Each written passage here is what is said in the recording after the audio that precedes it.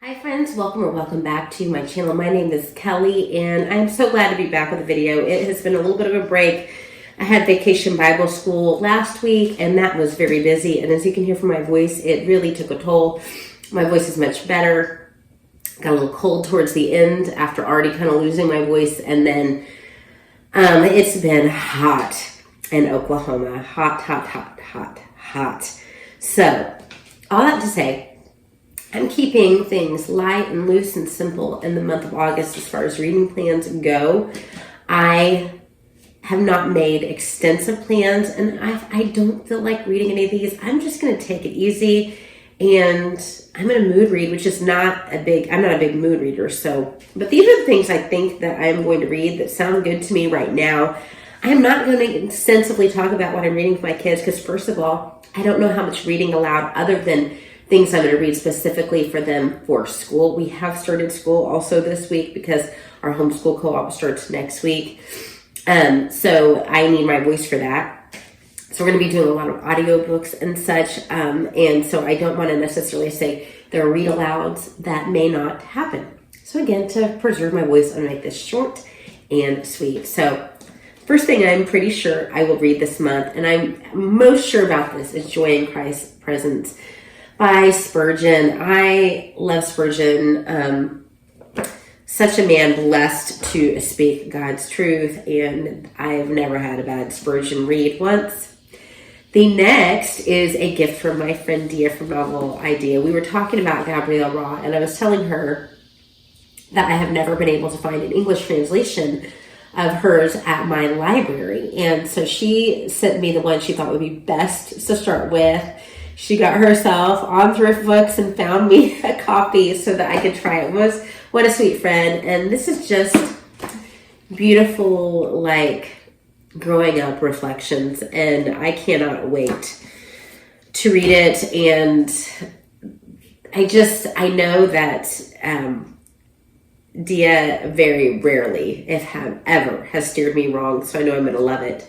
This is also influenced by Dia as well. I'm going to be reading Farewell Summer probably.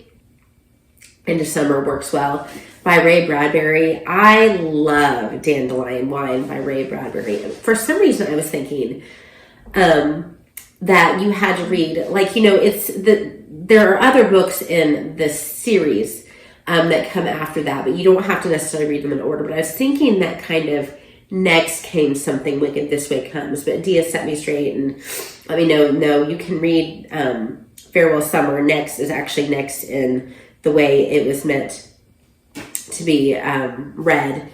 So I'll probably do this now, and then in October, in spooky season, read Something Wicked This Way Comes. I just love Dandelion Wine, though. It was so quirky and weird, but the message came through. Loved it so much. And then I want to get to the list of books that I have to go through.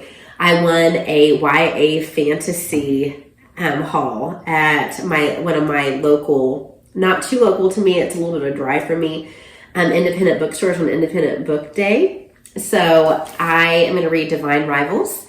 You may have heard of this book. It seems like everybody but me has read this by Rebecca Ross. I have read other Rebecca Ross reads, and I really enjoyed her very lyrical writing style. I have no clue what this is about.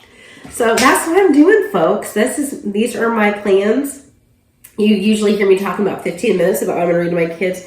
Trust me, we'll still read. We've been reading, even with me sounding like this. I just haven't been doing their usual read alouds. We've been doing audiobooks together. Lots of audiobook time in the car, going back and forth from VBS. I had a microphone, so all this was definitely amplified when I was talking to the kids last week.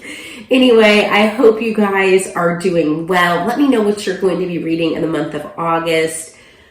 What do you hope for in your life for the month of August? And tell me what has been the most blessed thing that's happened to you this summer.